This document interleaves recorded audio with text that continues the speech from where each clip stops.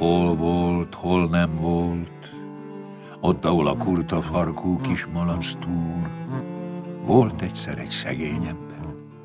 Olyan szegény volt, hogy mindennapi betevő falatját is csak úgy tudta előteremteni, hogy mindent összegyűjtött, mit erdőn, mezőn talált.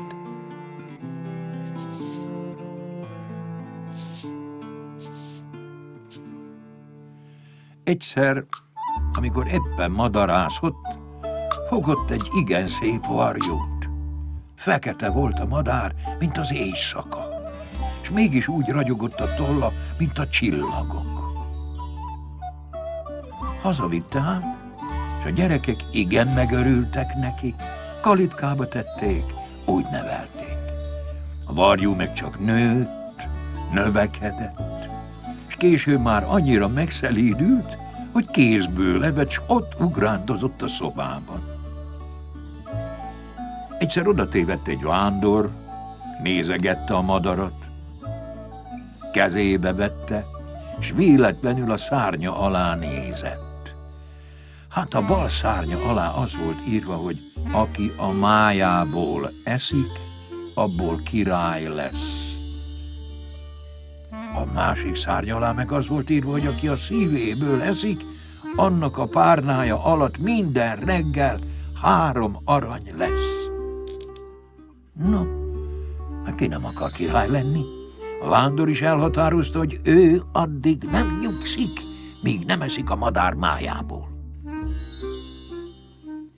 Látta ezt az írást a szegény ember is. Nem tudott olvasni, megkérdezte a vándort, mi van odaírva. Aha, nem valami jó, mondta az.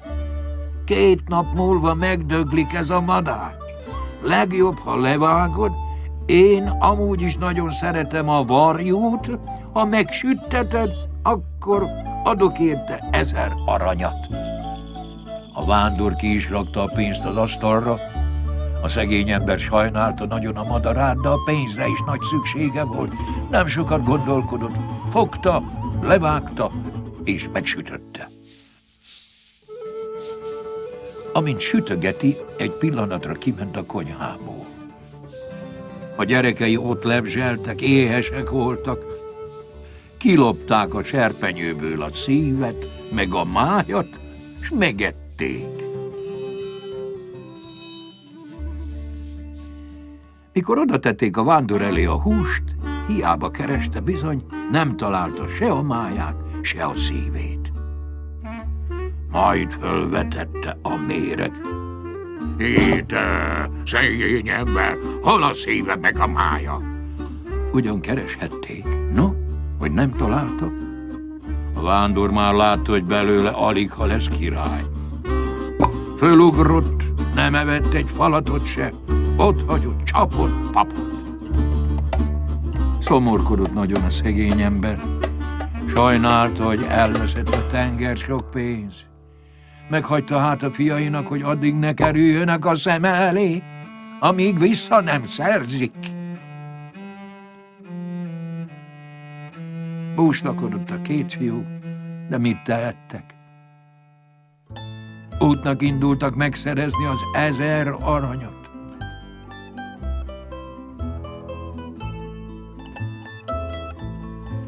Mentek, vendegéltek, hát nagy szomorúan. Míg estére eljutottak egy nagy erdőbe.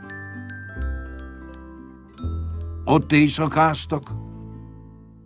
Mikor reggel felébredtek, odatévedt egy katona, az útba igazította őket, hogy juthatnak el a városba. Oda mentek hát egyenest, éppen akkor halt meg a király.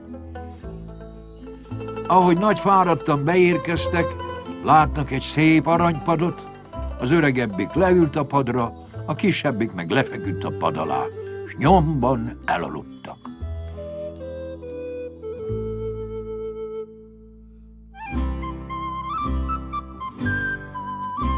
Arra ébredtek, hogy nagy tömeg állja őket körül, és nagyban éheneznek.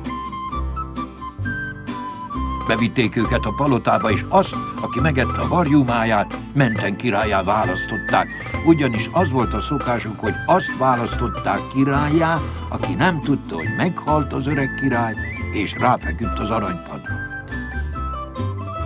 Eddig már 7 királyuk volt, valamennyit így választották. No, így lett a nagyobbik fiúból király, nem is volt gondjuk azután, mert a nagyobbik királykodott, a kisebbik meg minden reggel előszedte a párnája alól a 3 aranyat. Az apjuk közben nagyon megbánta, hogy elkergette a fiait, útnak indult, hogy fölkeresse őket. Amikor elért a városba, már olyan szegény volt, hogy kéregetett.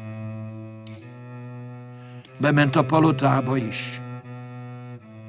A király rögtön megismerte, s szaladt az öccséhez. Az is nagyon megörült. Aztán mind a ketten a nyakába ugrottak. De hogy haragudtak rá, azt azért szégyelték, hogy olyan ágról szakadt, elvitték át Schusterhez, Szabóhoz, szép ruhát, csizmát csináltattak neki. Aztán ott tartották maguknál. Azóta is boldogan élnek, ha meg nem haltak.